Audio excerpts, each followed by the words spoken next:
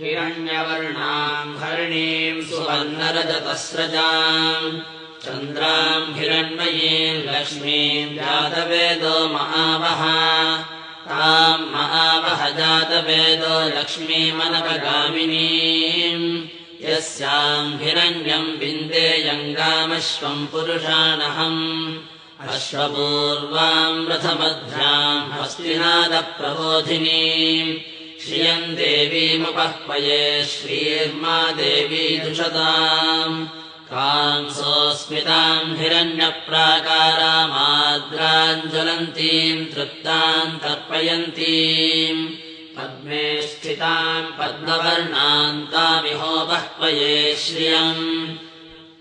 चन्द्राम् प्रभासाम् यशसाज्वलन्तीम् श्रियम् लोके देवजुष्टामुदानाम् ताम् पद्मिनी